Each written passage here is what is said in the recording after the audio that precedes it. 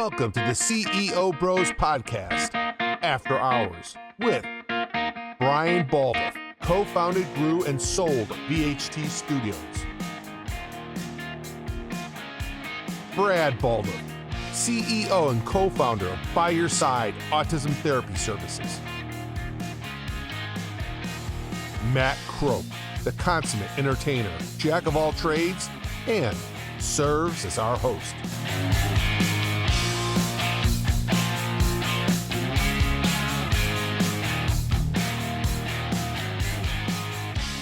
You know what I love about Brian behind the bar is that we can talk about the episode and Brian really can't hear us. Well, he can hear it. No, he can hear everything. Brian, come on over. We're gonna get started. Can you hear getting Brad a spotted cow? Spotted cow, please.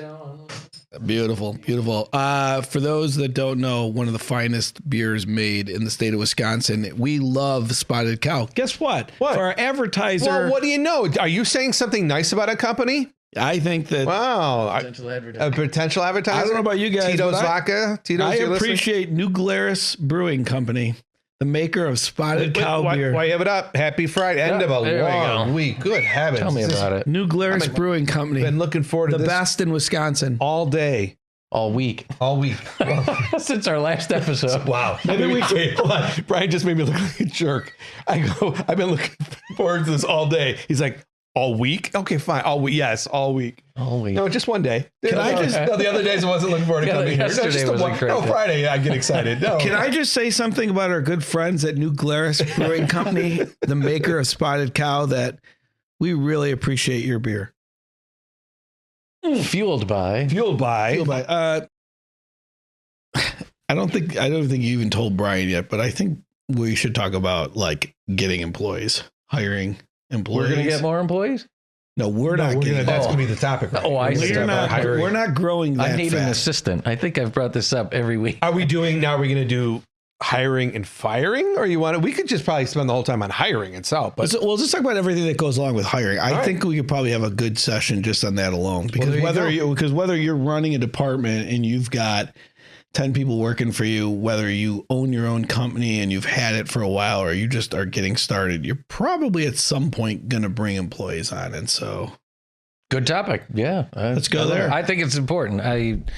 When we talk about keys to success for a business, if you're not just running your own business, hiring is critical. It almost sounds like, I think when we do our episode on 10 ways to kill a business, hiring's definitely one of them. Poor hiring, bad hiring. Yeah. Okay. It almost sounds like the customers episode, where you think, well, obviously you get customers, but the nuances. Sounds the same thing. Hiring's important, but clearly so many nuances. Well, Brian and I were talking about this a few days ago. We were trying to, we were like, oh, at some point we should talk about hiring. And it was so funny. When we started talking about hiring, we just went into topic after topic after topic related to hiring employees, compensation, onboarding process, hiring friends and family. I mean, just all these different things. And we're like, all right, you know what? Hey, Brian, maybe this week would be a good time to talk about hiring. Okay. So, because when you think about it, almost everything else we've talked about kind of flows from hiring. Brad talks about, inspect what you expect. And we've talked about communications, and we've talked about culture. And it all starts with the people that you hire and how you go through that process, and what your expectations are and what you need people for. And, so I always say it to me, it starts with the need. What is the role that you're hiring somebody for? So like an existing, you're saying a newly created position versus an existing. Yeah, that's a great point. I'm assuming, I've started a new business myself. Now I need somebody to handle customer service or sales. Sales would be my first. Accounting. When we started, that was the first thing we hired, was a salesperson. Because that connects to the customer. Get customers. Just see how this all. Right. We're not just random method to madness out in the universe. I had a funny story. I think I don't know if I shared this or not. The first person we hired, a sales rep, she was fantastic. I mean, she killed it for us the first 2 years. But we were in a shared office space, me and my business partner. And we were just using one office out of like 30 offices. In a big, beautiful glass building. Class A space, but so we interviewed her, we hired her. It's like 6 months later, 9 months later, she confided in me. She said, I gotta be honest, when you guys hired me, I thought the whole building was VHT Studios. I didn't realize it was just you two guys in that office. I laughed It's like, wow, if I would have known that, that would have been an literally, she would not have probably taken the job. She thought she was probably going to join like 800 employee company and this big glass building, and these guys are fantastic. When she found out, it's like, no, it's just us two in this desk. She brings in a beanbag chair. We're like, where are you putting that? Well, in one of these empty offices. No, this is... It's just this one here. This right in this area right here, from between here and here. We actually can't go over there. That's another even ours, right? That's another company. Half of this particular office. We're actually sharing space. Here are some quarters. You put them to go to the bathroom. That's down the hall. So I mean, you do talk about though, like I would say, bringing on a new employee, the job description right out of the gate is got to be talked about, and just how often that is overlooked, or just the time and attention's not put on that. I see it all the time, and in our own company and other companies, and it just leads to so many problems. It's like everything else we've talked about. You got to think it through in advance. Wait, you see what all the time? People just making hiring decisions based on, I think I need a person to do this. Mm-hmm. And then they go out and find somebody that they think can do it. And it's like, well, what exactly? What impact is this role going to have on the business? Is this going to increase our revenues? And if so, by how much? Is this going to cut costs? And if so, by how much? And how? Like, what are their goals? What are they accountable for? What's it going to cost us for this role? And then that determines the person that you hire, as opposed to just meeting with a bunch of people and saying, well, this person had good customer service experience, I'm going to bring them in. It's like, well, good customer service experience at what kind of company? Was it a software company? Was it a restaurant? Was it a hotel?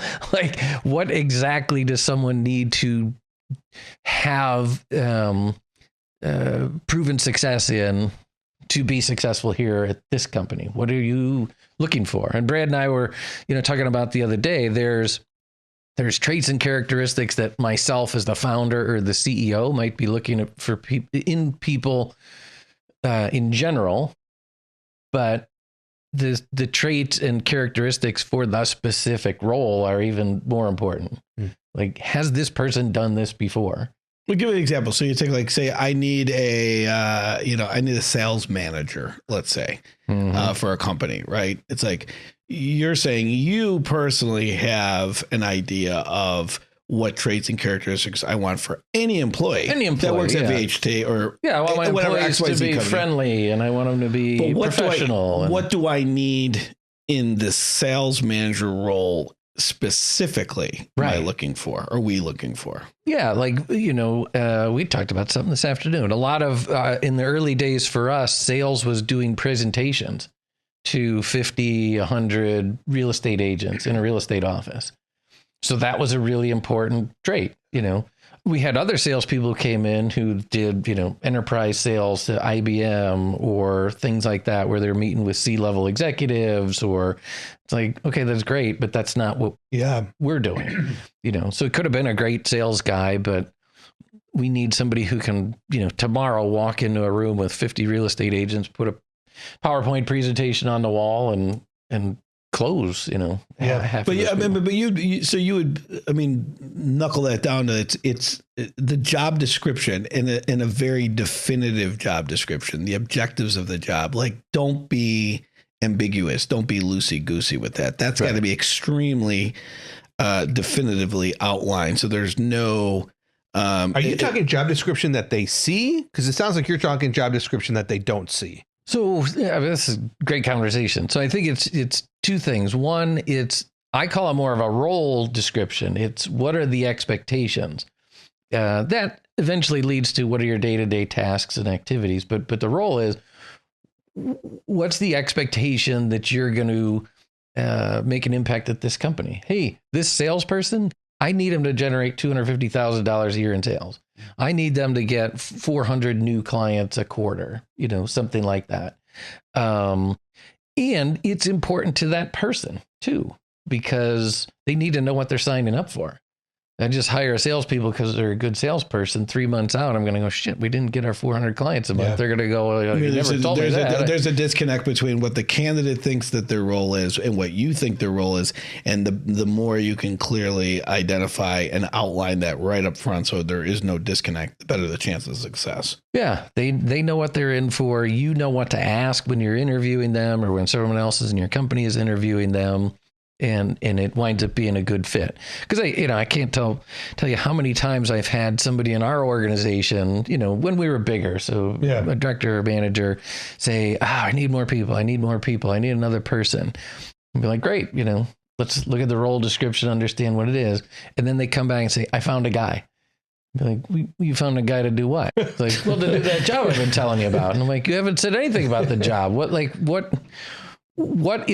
are they supposed to accomplish? How can I evaluate if this is the right person if I don't even know what they're supposed to be accomplishing for the company? And how could anybody else in the company? Did that happen a lot early on with when you were starting things off? Like it was so just like fly by the seat of our pants, like where you're just going to get somebody on board. Looking back, yeah, I think so. I mean, we got lucky a lot of times. We got great people. We had amazing people in the beginning. But if you had to do it all over again, you had to start from scratch. Oh, I would do it completely different. Yeah. Interesting. So as it relates specifically to hiring, would it be more definitively outlined saying we just hired, like we loosely were hiring people, not saying that they didn't wind up being good. So I don't want to dismiss people that maybe have worked for you guys for a while, but was that not outlined very clearly up front? The biggest thing that I learned looking back, if I was starting a company again tomorrow, is hire people that have the ability and the want to become managers.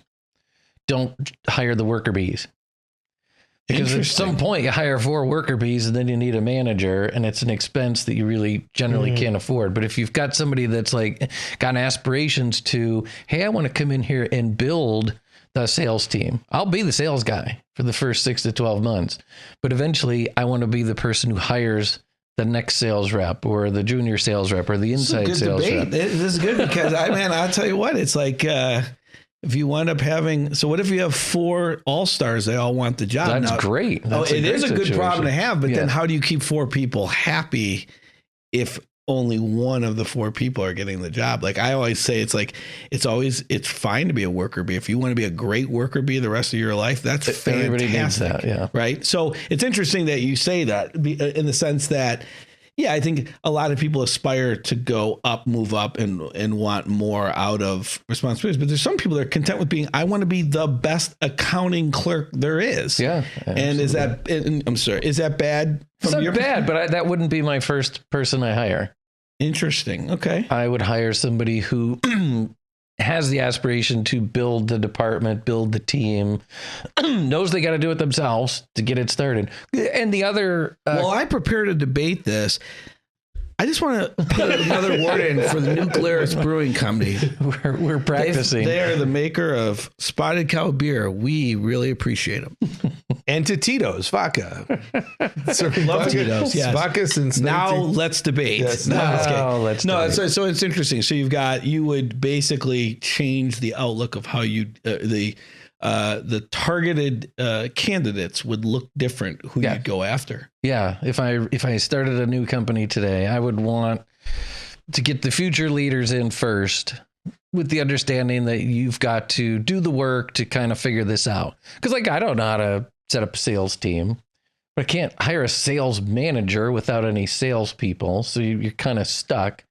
So you get somebody who, can do the sales, has aspirations to be a manager, learns it, whatever, works with you. Is it more challenging to identify those who want to build a team rather someone established who's ready to step in? Because it sounds like your hiring is more has more of a risk to it because you're hoping for potential. Yeah, and that might be why you wind up hiring 3 of them and letting them compete for the job because you don't know. No, it's interesting because when in our current in what we currently do, we have to put people that are going to start as the player and the player has to become the player coach, then ultimately becomes the coach. And I think you're saying that you wouldn't want somebody to come in as a player, like to learn just the player. If I thought that's all they were ever going to be. Well, you want somebody to ultimately be the player coach or the coach, but what if you don't have the spot available for the coach yet? Because you don't, or you don't have, you got to be like, say you're you never do. That's why you can't just bring in a manager right off the bat, because it doesn't make economic sense. I don't have 6 salespeople here that need a manager. So, if I'm going to hire 6 salespeople, I'll hire 2 or 3 that look like they could be manager candidates. Let it play out over a year. Yeah. Okay. And see who takes that role. Yeah, I don't think there's any right or wrong. I think it's just what you've seen as far as what worked for you and what you'd likely do in a redo. I would want to go after people that aspire right out of the gate. Like, I want these people to be my leaders out of the gate, not someone that's just coming in to just do the job of the worker bee, but someone that aspires for more right out of the gate. Yeah. Okay. There's other benefits to it. You have, they're buying into the growth story too. It's like, I want you to grow this team. I want you to put a team together and grow this, that you ultimately are going to be my go-to leader in sales, accounting, and HR and whatever. So, it is kind of exciting prospect for somebody that's going to take on the responsibility of growing something. I would be interested in, like if you're coming in as a candidate, it's like, I'm counting on you to be the person to take this and run and build it. That would be, I think, more exciting than someone coming in and saying, you have no chance at that, Oh yeah. Well, even at a higher level, and if I was hiring a, VP of marketing or something at some point, I would bring someone in that I could trust to be fully accountable. Like, hey, we're going to agree on the goals here. This is what we want to accomplish this year in marketing. 1, 2, 3. Prove to me that you've done that before. And you're going to be accountable. You're going to have the decision-making authority. You're going to have the resources that you need, and you're going to go, because I got other things to do. Like, I can't be involved I'm not a marketing expert. That's why I'm bringing you in. As long as we're aligned on the goals, you go. And then those are the, weekly, monthly, quarterly check-ins. How are we doing on our goals? Not how are you getting there necessarily. We know what the goals are. Are we on track? After them. Yeah. I'm empowering you, and you have the authority to go and do this. Yeah. If you want to ask me for my opinions, I'll give them to you, but I'm not going to tell you how to do your job, because we've agreed you're accountable for this. Like, this is what you do. Interesting.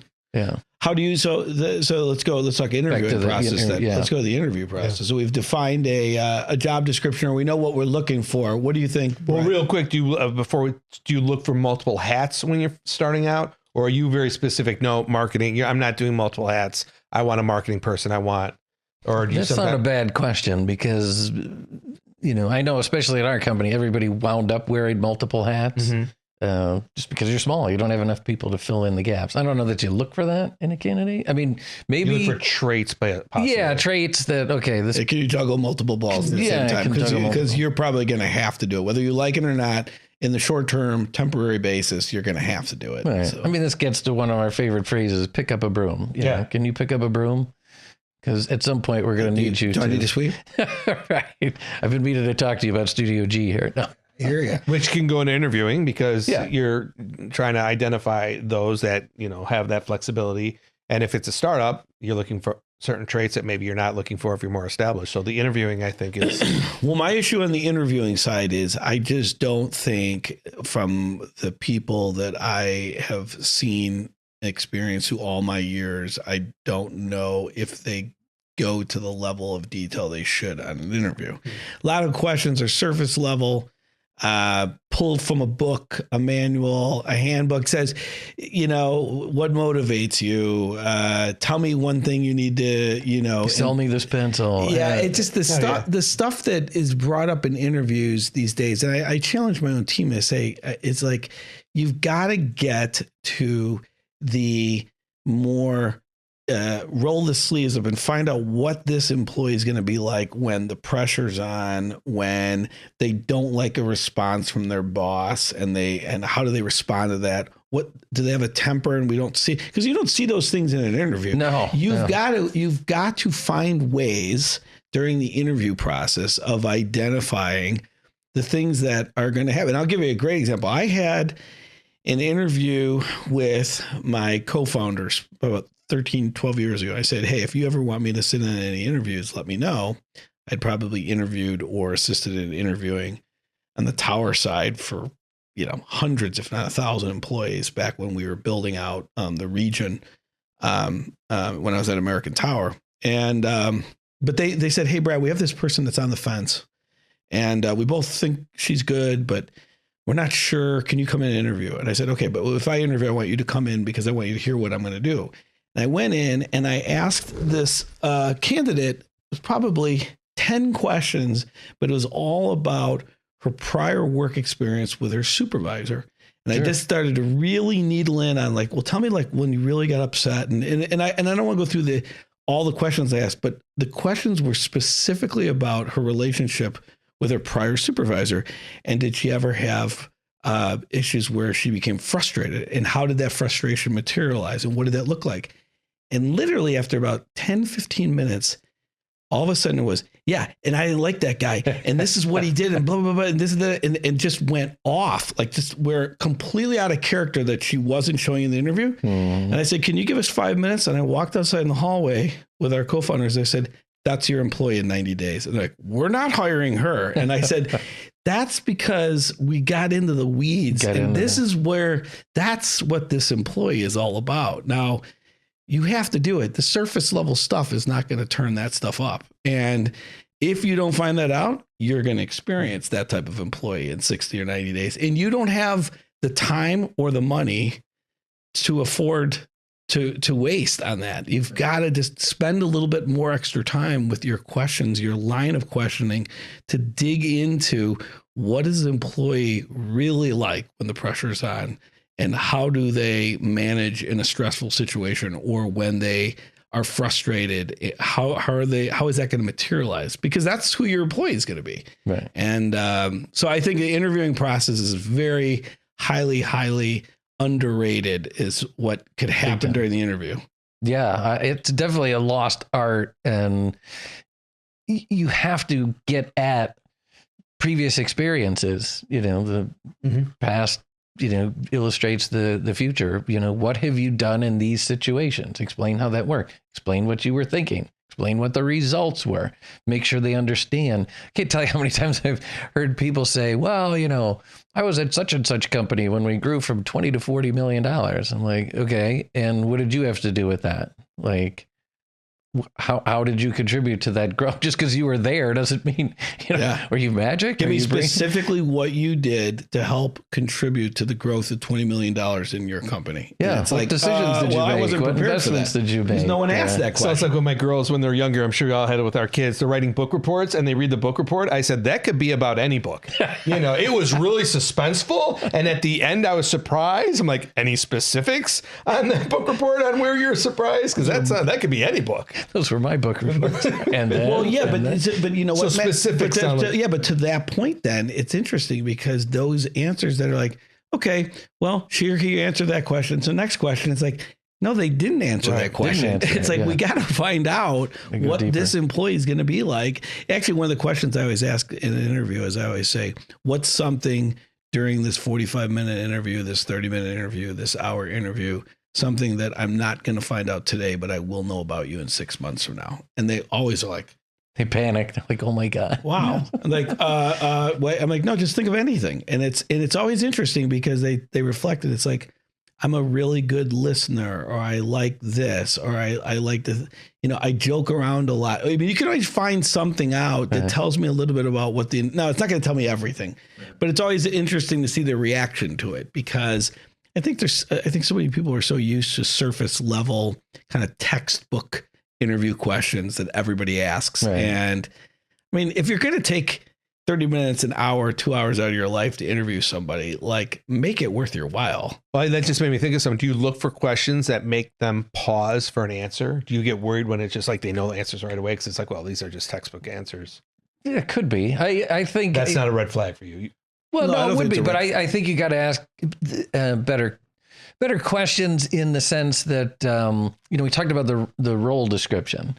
For myself and for anybody who's hiring in our company, it's what is the most important thing we need in this role? Like what attribute or trait or experience can a person bring that will make them the most successful in this role? And then maybe what's the second most important thing? Then 80% of the questioning should be about those two things. Not, tell me about your previous jobs, tell me about your previous boss. It's like, tell me your experience in this area. Given presentations to rooms of 100 people. Tell me about your best ones. Tell me about your worst ones. Tell me what you did about them. Tell me about your close rate. Really get at, do they really have experience in this thing that's so important to me in this job? And then don't settle, because I think a lot of people like, oh my God, I'm tired of doing interviews. This is my 30th interview. And, I just need somebody. We're short. I'm doing the work. I'm spending extra hours on no warm body service or sales. Yeah. Not allowed. Do not give up.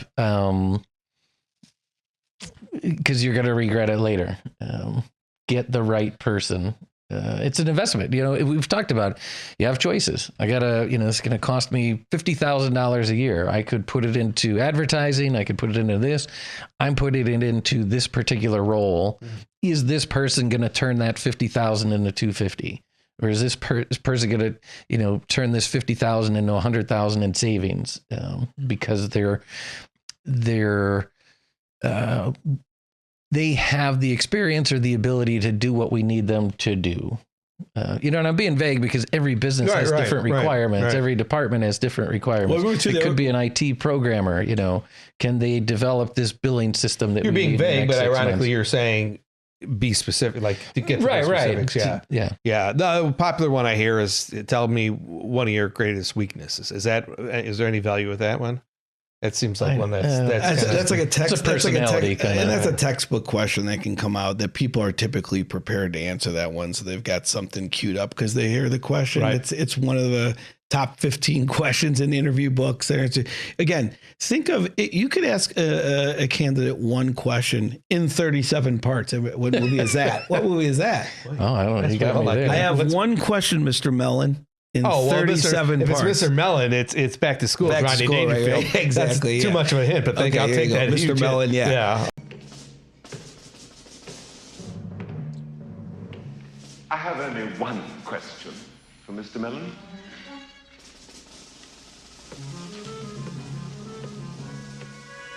In 27 parts. Well, I'd like to break him in 27 parts. Excuse me? No, nothing. No, I'm saying you could literally ask a candidate one question. Vonnegut. You just spilled my tea.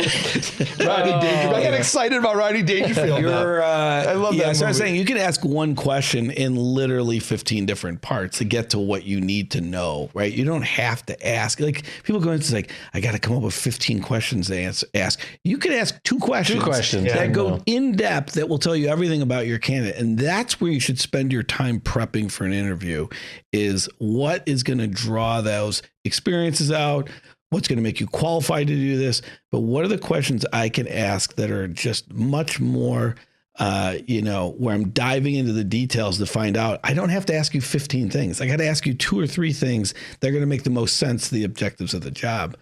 And one of the things, Brian, you brought up the other day to me was we were talking about interviewing. We were talking about who all interviews employees. And it's like just how much time is wasted when multiple people interview a candidate, but they're going in the interview like, yeah, he was a good guy. He seemed to be nice. He'll fit in. Yeah. She seems to be pretty competent. He worked at this company for 5 years. It's XYZ company for 5 years. Like, well, what did he do there? Like, did he have any accomplishments, successes, or did he just work there for 5 years and they finally fired him because he, So what should happen Especially if you're looking for a worker bee or somebody to grow the department or a manager, you need to know Well, what should happen though is, let's say I want you to interview a candidate, and I want Brian to interview a candidate. I think what Brian and I both agree on is like, okay, if I want Brian to interview a candidate, Brian, here's the 5 things that I'd like you to figure out in your interview with that candidate. Yeah. You know, can we try to accomplish this objective when you go meet with this candidate? I'm asking about these things, or I'd like you to confirm these things, or I want you to go further into these things, but have a plan for what those people are going to do in the interview. Because a lot of times I see people like, oh, I'm going to interview too. It's like, yeah, he was okay. It's like almost like they're concurring on surface level stuff instead of going into detail on things that could either confirm something you thought or get additional details why that candidate is good or bad. But you should, as a hiring manager, if you're going to bring other people into the interview process, then give them specific objectives of what you'd like to accomplish from their vantage point with the candidate. And hearing you say, they're okay. Do you think it's a trap that people look for bad things and red flags, and they go, well, I didn't see any, when they really should be digging? Do you think that's part of the problem? Is they're like, well, I didn't see anything wrong. You're like, yeah, but not seeing anything wrong isn't good enough. We need to see what the accomplishments. Yeah, like Brad said, anybody can get through an interview. I used to like to interview people 2 or 3 times, like once in the morning and then in the afternoon, 2 days later, and once after a Glarus Brewing Company beer. I mean, that's 3 times, Spotted Cow. He plugged it 3 times. That's right. I've heard of people, who insist on bringing people out to dinner to see how they treat the staff at the restaurant, and if they interview for you, if they salt their food before they taste it and stuff like that. It's crazy. Everybody's got their little they put ketchup on a hot dog, right? Perfect example. The thing but the point, I don't want to lose the point. You interview them in the morning, then a couple days later in the afternoon, you're looking for different points. Yeah, to see if people change, because like I say, anybody can fake an interview for half an hour, and throw them a curveball or two and see if they handle it. When somebody says, hey, we're looking for somebody to come in here and be able to build a team and hire 20 customer service people. Oh yeah, I've hired 20 customer service people before. Great. What was their average tenure? How long did they stay? Oh, I don't know that. It's like, for example, I mean, we know Amber from 2 p.m. to midnight is fantastic, but at 10 a.m., I don't know. I mean, you're not going to get the same Amber. She's not a morning person. But the thing is, I admit it right up front to people. I'm not a morning person. Sorry. Sorry, Amber. We didn't want to go there, but we had to. It's a good thing that it's CEO Bros after hours. Thank God it's not the morning after CEO Bros. We would have a CEO problem. Bros early morning with our. We turn into a morning zoo. Good morning, everybody. Welcome to the morning hour CEO Bros. Wow, I got a good. Just turn that on. So as we're talking about the interview process and who's all involved and, what some of the things you should do, obviously, I think another thing people take for granted are references, right? Getting references. And I have a good. It's key and it's tricky. I have a really quick. You're smiling. I have a really quick story I want to tell about references from my earlier days, and I qualify as a terrible turd, or let's do a terrible turd. Okay. Right. Personal insights and stories from the CEO Bros on good things or bad things. And today I got a terrible turd. I got to share this one. So I was interviewing a sales representative in San Diego, flew out there. I interviewed like 6 different people in different cities in California. And so it was like a Friday afternoon. I met this gentleman. We were sitting out on this terrace at this resort, and this guy had his A game the entire interview. I had a line of questioning for all the potential candidates. This was an important sales role for us back when I was running business development for this large tower company. And so I interviewed this candidate, and this guy was on top of everything. I mean, his answers were sharp, tight, well prepared. I tried to throw some curveballs at him. He had answers for everything. And I was just like, wow, this guy has done like leaps and bounds over everybody else that I had met earlier in the day for this important Southern Cal sales representative job. And so I'm just like, I made my mind. And usually I want to digest it overnight and think, okay, do I still feel as strongly about this person the next day? It's like, this guy won. I mean, this guy's hands down winner. I'm going to tell him today during the interview. I'm going to tell him you know what, you have the job. I'm going to get back to you tomorrow. I'm offering you a job, just fantastic, And so it's the end of the job interview. We had coffee, we're shaking hands and we're getting ready to leave. And he goes, hey, do you know, I'll use made up names. Okay. But he says, do you know Bill and Lisa Smith, which are good friends of mine in the industry? He says, do you know Bill and Lisa Smith? And these are made up names. Okay. I said, yeah, I know them very well. They're actually very close, dear friends of mine. He's like, yeah. He goes, I stayed at Bill and Lisa's house. And he goes, I was a house guest of theirs for probably about a month, about 2 years ago. I love them. I just wanted to know if you knew them. And I'm like, oh my God. I go, that's fantastic. I said, that's so cool. He's like, oh my God. Consider them close and dear friends. They're fantastic. And I'm thinking, oh, this is awesome. So shake his hand. We leave. I said, I'll get back to you tomorrow. I said, I'm just going to call Lisa Smith from the airport. Let her know the good news. I call Lisa. Small world story. Yeah, exactly. Feel good story of the day.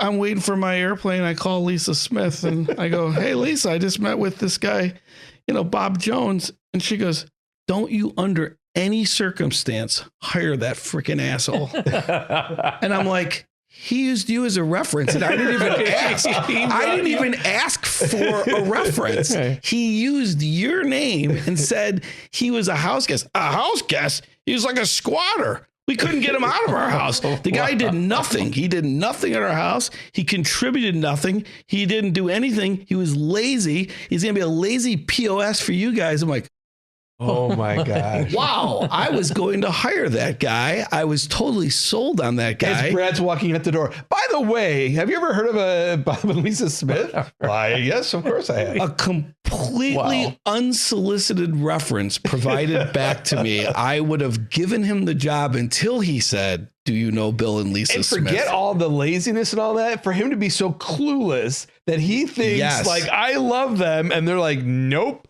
What else are you missing? I was like, is my phone working? Did you say he's a lazy piece of shit? He used you as a reference. And she's like, can I show you a picture horrible, of him? Horrific. Don't you dare hire that guy. So what'd you say to him? I called the next day and I said, your reference that you provided me does not think very highly of you. And because I have a lot of respect for that couple, I will not be extending a job to you that I would have extended to you yesterday. She's like, damn it. It's like, what are you talking about? I mean, it's like, it's unbelievable. And this was a perfect interview. Yeah, that's crazy. Brad's like, I also called your other reference, your mom. And she said, Bobby, that piece of shit. That lazy POS. Matter of fact, I went to the hotel you're staying at, talked to the housekeeper, the checking, they all hate you. Can you give me one person? Just one and I'll hire you. Can you guys believe this? This was a reference that I did not ask for. Yeah, that he had the job. All he had to do was get up and walk away, and he had the job. Himself. Wait a minute, hang on. Do you know Bill and Lisa Smith? I don't, but wow, that's a small world. Call them. They love me. What's that Animal House? Wait till the Otis sees us. He loves us. So, anyways, I just thought I'd share that little anecdotal story. That was kind of funny at the time. The importance of this interview. Importance of references. I mean, I was going to say on interviews, one last piece. Big thing for me is the questions that the candidate asks. I highly encourage it. And if they don't ask questions, it's a red flag for me. Okay. Because it gives you an insight into how they think, what they think about, and what's important. Like, it's funny. I interviewed for a job once. Matt said to me, what does this pay? When do I show up? How many vacation days do I get? No, what's my PTO? Though, that's some of the stuff that comes up and you're like, well, wait a minute. Don't you want to know what your expectations are going to be on you? You want to know anything about the company? You want to know anything about the company, the strategy, where we're going, what we're trying to accomplish, who you're going to have to interact with on it. So you really get a lot based on their questions. So I love that. And then references, it's the exact opposite. You get way more from what they don't say than what they do say. Explain. Well, a reference is rarely ever going to throw somebody under the bus. But except for Bob and Lisa Smith, but they didn't know they were references. They didn't even know they were references, right? So references aren't going to. So say you're hiring somebody for a job where accuracy is really important. And so you call their reference and you say, hey, tell me about Bob Jones. And they say, oh, Bob Jones is great. He's very efficient. He's very neat. He's very personable. He's great with customers. And they never say anything about his accuracy. It's like, And if you ask, hey, what about his accuracy? And they don't really. Well, he's got other strengths that are areas. Like they don't necessarily say it's bad that. He's got some strengths that can benefit, the organization here or there. It's like, that's you really got to read between the lines with references. So for those who are also interviewing for jobs, do you instruct that? Are you giving advice to, hey, if you call and say, I'm going to use you as a reference, I need you to. Here's what's important. Here's what they're looking for in a candidate. Can you honestly, say I meet these criteria or I've done these things? Ideally, I ask the references for an example. Can you give me an example of a project where accuracy was really important and they nailed it or something like that? And if they go, he mostly did other things for us, be like, you know what else I do, Brian? An interview for those that are out there.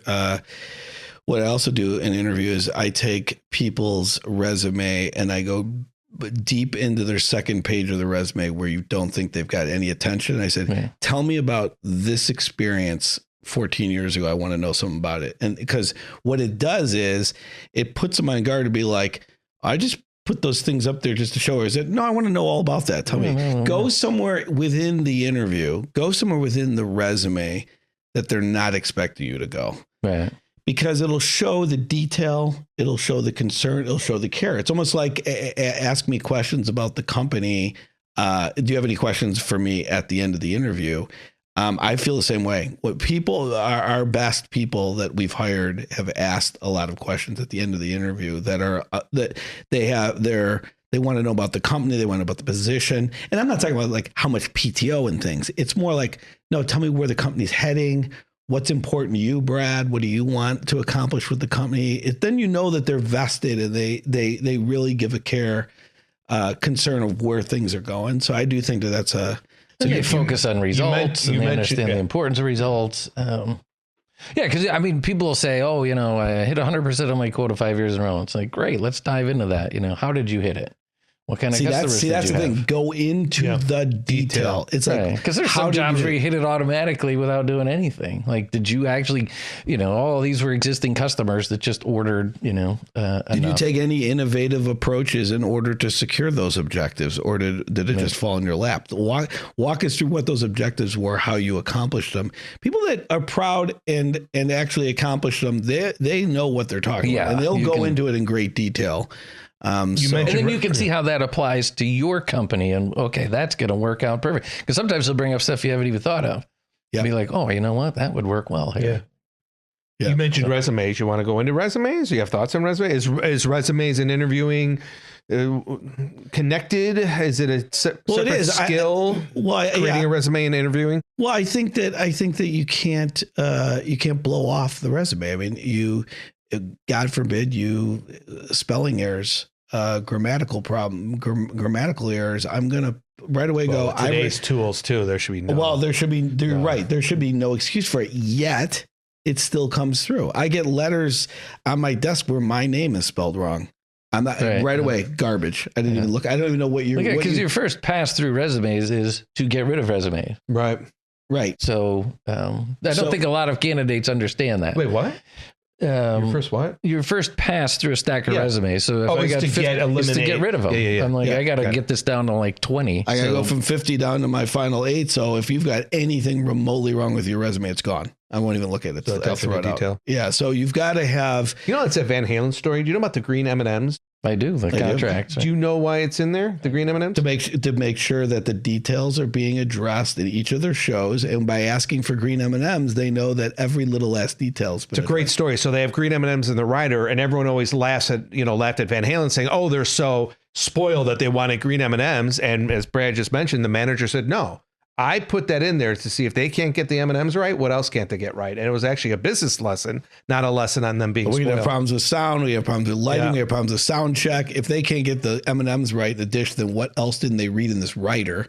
And what else are we going to have to deal with? And so, no, it's a really good point you raise that. So it is, so I think it's, about the details. I think it's critical. I'm not saying that, I just think a resume that you shouldn't just spit one out. I think you should take the time to think about what, leaders, higher level leaders want specifics. They want details. They want to know how you did what you did. Not right. I'm good at, sales. It's like, no, what did you sell in what time frame? How did you accomplish it? That's what I want to know. Because if you can tell me to that level of detail, then I probably have a greater confidence that you're probably going to figure out our job objectives and accomplish that. Right. So I've been by your side for 15 years. So, yeah. Okay, wow. So I haven't had a Really? resume in a while. So for resumes, because it's been a while for me. well, this is where it's going to get awkward. Actually, Matt, you probably should work on that resume. You're probably going to need to work on your resume. There's always that section of other accomplishments. Is that superfluous? You want to know those other? Is that those on resumes anymore? This is your opportunity to be braggadocious. There's sure some things that you. But do you look at them? Proud of. Do you as a CEO, do you read them? I look at everything. I breeze through everything. I look through. I breeze through everything. I typically in an interview. Nowadays, I'm doing less interviews. In the beginning, I used to do a lot of interviews with a lot of our managers just to give them kind of my idea of how far into details you should go. And I also want to try and trip up the candidates. I know a little bit. Like, for example, it was funny. One of our candidates came in for an interview. This was probably about about 10 years ago. The interview I thought was 10 o'clock, and it was 10:30, but it was 10 o'clock. And the candidate came in at 10:15. And so I'm sitting in the interview, and we went through like a series of 3 or 4 questions, and I go, and it was like question 4. So she's now comfortable in her position. I said, do you typically come into interviews 15 minutes late and expect to get the job after that? And she's like, what are you talking about? She goes, this interview is at 10:30. She opens her file. She goes, here's where I've got this, here's where it was confirmed in me, So she went through like this whole process of like, here's how I stay organized. I'm never late. It was like you got all that from that one. You saw a lot of pride in somebody that says, I'm not late. I'm punctual. That matters a lot to me. I wasn't late. This is the email that confirmed it. This is went through it. And I was like, that's exactly the type of person I want working for us. Someone that takes that much pride and care about something. We're just trying to trip. And you got to see it in action. It wasn't just an answer to the question. Yeah. It was just getting into the details and trying to get back to that original point. We're saying you're trying to find out what kind of employee you have in 3 months, 5 months from now. A small thing, but right. I saw something there that was like, that's somebody we want working with us. And you like to get through resumes, right? To reduce resumes other than grammatical errors, which is gone. What do you look for when you got a stack of X and you got to get down to this and you're quickly trying to get through that first round? What catches your eye on either keep or toss? I mean, to me, everything goes back to the role description. If I know what I'm looking for, then I go through the resumes looking for it. They have proven success doing this.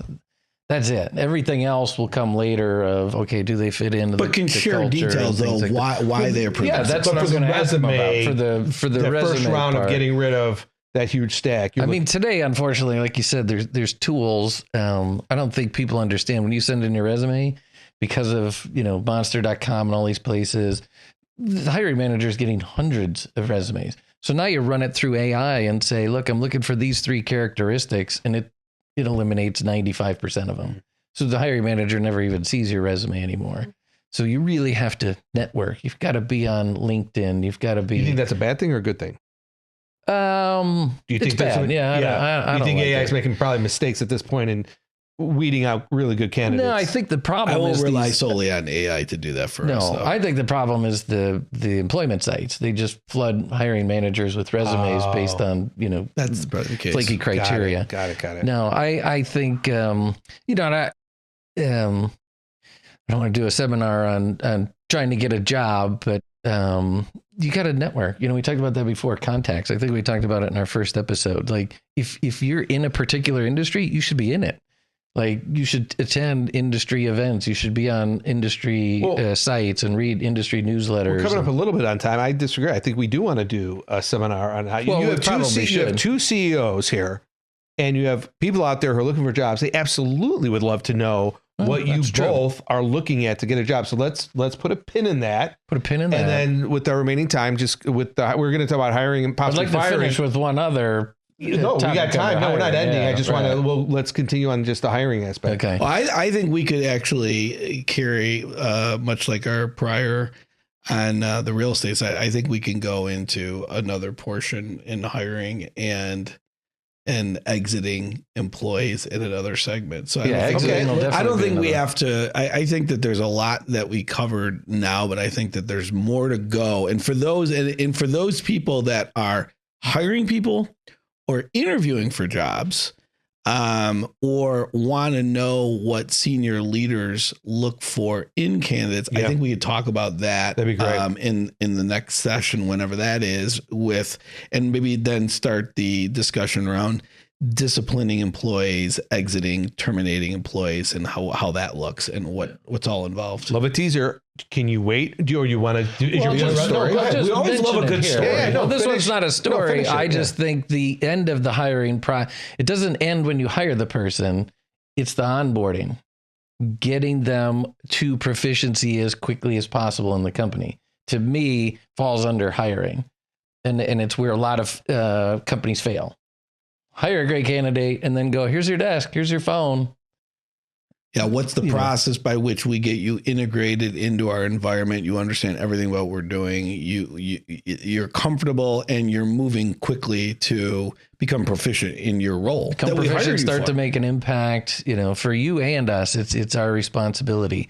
And we were really good at it in the early days, but as we got bigger, it started to fall through the cracks, and you started to see that. Here's your desk. Just go sit with this person for a day and watch what they do. And it's like, that's not onboarding. That's the employee kitchen. And by the way, the milk in the refrigerator is not good.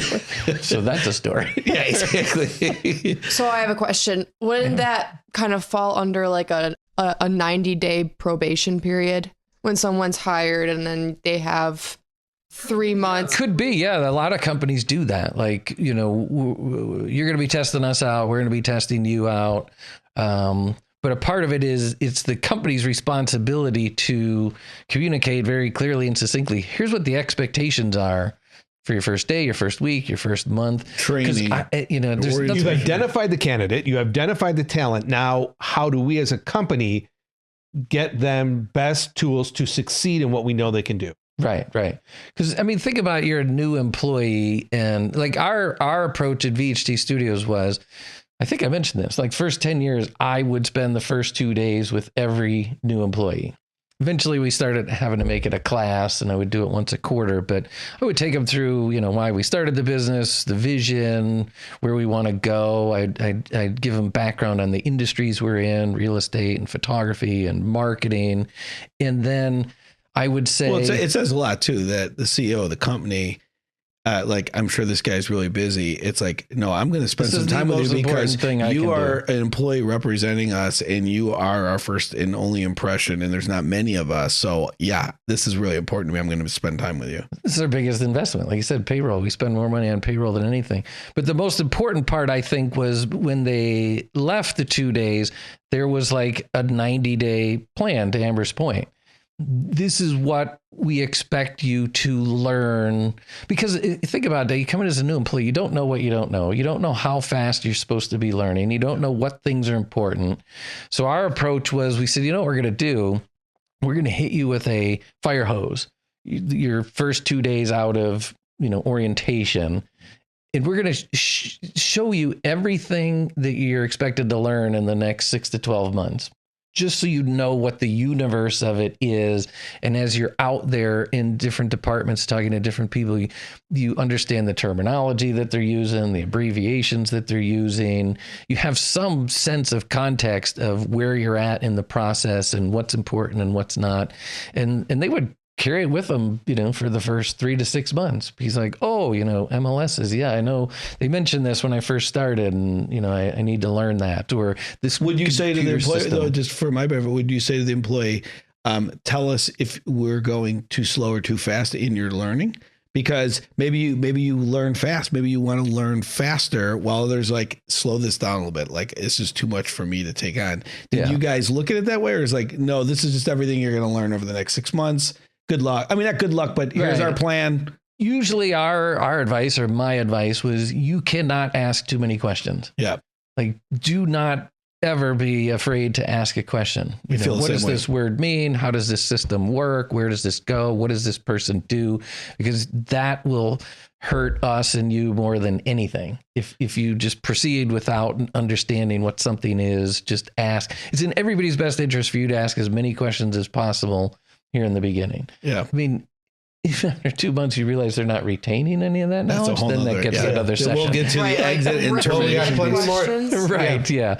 Right. Yeah. If you keep asking the same question over and over again, or I do think that there's more to go into on. I don't think it's a full session, but I do think that there's more we can talk about on the interviewing, hiring, orientation process that we can cover in one of our next sessions. I do want to say at the end, one point we did mention, I think in a couple pieces of this segment was, pay attention to the details, whether it's a resume, whether it's references, whether it's the interview process, whether it's the questions you ask, look for details. Don't shy away from the details and getting into the weeds. And so with that, I just wanted to say that for anybody that's been watching us, if you've been paying attention, there's been little clues all over the place in our set here, in our environment, that if you put those little clues together and you follow those clues, you probably will win some form of a prize. I don't know what the prize is,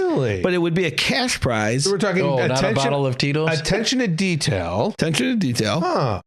And it's not anybody that responds. It's the first person that responds. So you have to do a little bit of your homework. If you go back through our older episodes, you will find things that will lead you to the Easter egg hunt. The gauntlet has been thrown down. And it's something are you up to the challenge? I'm all about the details and making sure that you pay attention to the details. And for those of you out there that are paying attention to the details, it could score you some cash. Employees of CEO Bros LLC and their families not eligible. Nor are they eligible to stay in any rented properties or apply for any jobs that CEO Bros holds. With that, until next time, hit the subscribe button, hit like, tell your friends. Until next time, we'll see you. Appreciate it. Cheers. See ya. Have a good weekend. Good at saving one last drink for the toast.